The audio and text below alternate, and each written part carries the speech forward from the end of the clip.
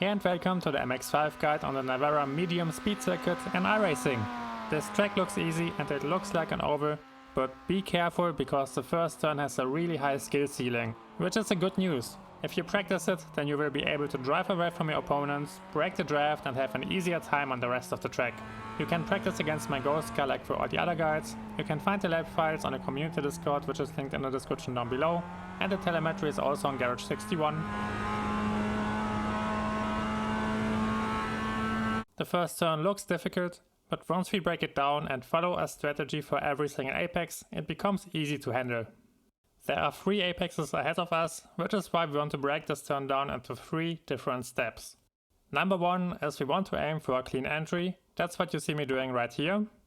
Number 2 is we want to step on the brakes, give them a hard tap and shift down into 3rd gear. And number 3 is we want to brake once again and slow the car all the way down to 1st gear to make the final apex. As I've already mentioned, we are at step 1, where we want to start with a clean and wide entry into the first apex. We are at step number 2, where you want to give the brakes a short hard tap and shift into 3rd. You want to use the barrier on the right side of the track as marker for braking and hit the brakes once the barrier starts to bend away from the track. And the second thing you want to be aware of is to stay away from the curb on the left side while you brake. It has a different grip level than the track, and if you brake on it while you try to turn in, the car will become very unstable. I want to point out that it's not impossible to brake on the curb, it's just really inconsistent even when you're experienced with the car. That's why I'm not recommending it, because based on my experience from my practice runs, it doesn't even net you a tenth, so it's not worth the risk. And we are at the last and 3rd step. You want to hit the brakes once you pass the curb on the inside, let the car swing to the outside of the track and shift all the way down into 1st gear.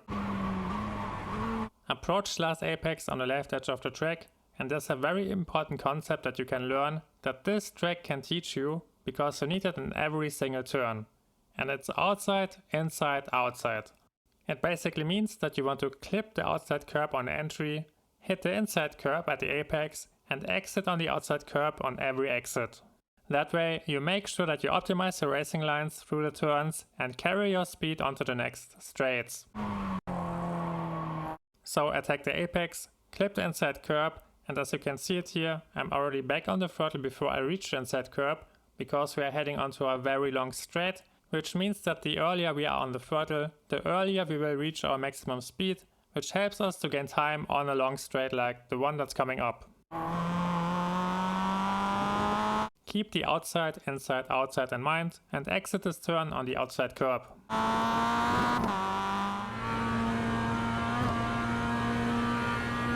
Aim for the outside curb, brake shortly before you reach this brown dirt line on the outside of the track and prepare to shift down into 1st gear. This time you can brake on the curb and use it as extension of the track to get an even wider entry into the next hairpin. Clip the curb, try to be early on the throttle again, and exit the turn on the outside curb.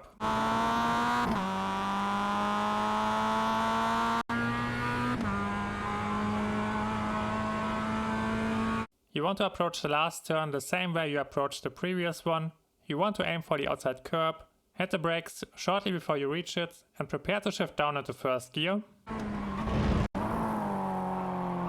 Aim for the inside curb and try to be back on the throttle before you reach it. Exit the turn on the outside curb and that's it. Enjoy the upcoming uncut Cockpit Lap. I want to thank you for your support. Wish you all the best for the next weekend. See you next time.